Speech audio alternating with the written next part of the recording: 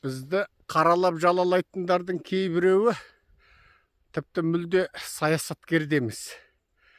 Тіпті адамдық құқық саласы болсын біз араласып жүрген, немесе Қазақстандағы қоғамдық, ұлттық, демократиялық, оппозициялық саяси істер болсын, соның ешқайсында емес.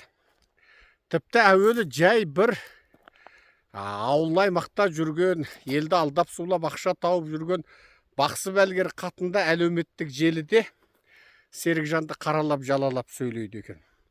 Оның Серікжанды қаралап жалалап сөйлеуіне не себеп? Себебі ұлттық қауіпсіздік комитеті әлгі пақырға сен Серікжанды қаралап жалалап сөйлесең, біз саған тиімділік жасаймыз. Болмаса сенің салығыңды тексереміз. Сенен жаңағы ем алып, сынықшы дейме, бақсы дейме, үшкіреді, түшкіреді дейме, әйтеу біреуді. Жолы болмаған қатындарға бай тауып береді дейме, байынан таяқ жейтін қатындардың байының жұдырығын жұмсартып береді дейме, әйтеу сондай қатын екен. Сөйтіп сөйлеп жүр екен. Енді осы адамдардың бейшаралығынан таң қалам, және сонымен қатар Қазақстанның ұлттық қауіпсіздік комитетінің бейшаралығына екі аңтан қалам. Олар әйтеу алдына адам баратын, енді күніне бір 50 адам ба, 100 адам ба қабылдайды екен яғы. Бақсы кеш, жын кеш. Солардың аузымен болса да оппозициялық бағыттағы азаматтарды қаралатады екен. Бұл шын мәніндегі бейшаралық.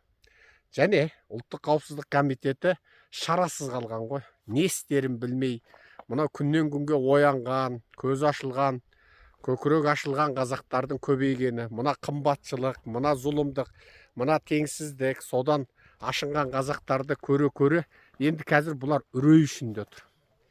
Үрей ішінде отыр. Қайтып енді осы халықты басамыз, тоқтатамыз деп отыр. Басу тоқтату онымен бітпейді. Ол бізді жамандағаннан бізді жамандамайды. Қайсы күні бір жігіт айтыпты. Газ қымбаттады, қымбатшылық болды, оны да шешіп қойдық.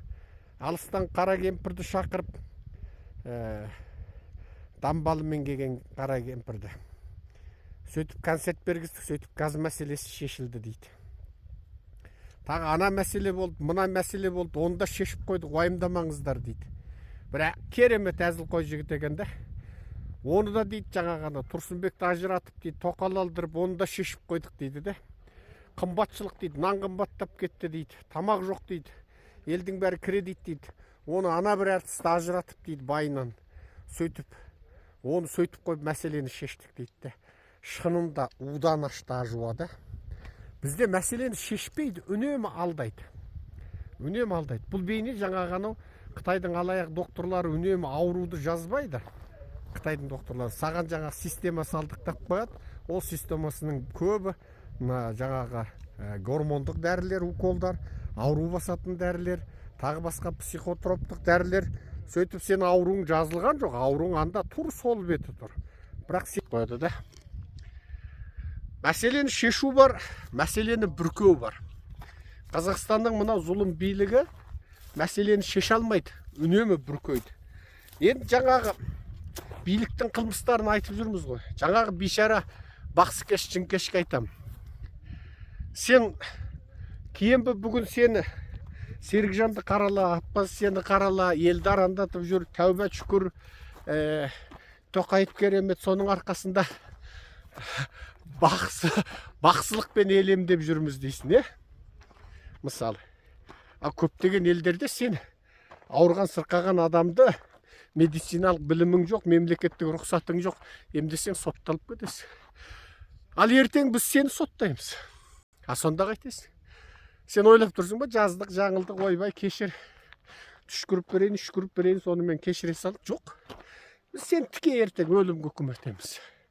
Неге? Бір сен алаяқсың. Неге? Екісі сен Киембінің тапсырмасын орындадың. Сен ойлама. Киембі айтты, қарала деді, қараладық. Жалала деді, жалаладық. Сонымен шаруа бітеді деп. Жоқ. Онымен шаруа бітпейді. Бітпейді. Біз ертең бастарыңды шабамыз. Әңгіме осында тұр. Осыны ұмытпаңыздар. Соны енді ойламаңыздар. Бұның бәрі осымен біте қояды деп. Ештеңке бітпейді. Бәрінің жауабы болады. Әсіресе мына қаралаған, жалалағандар.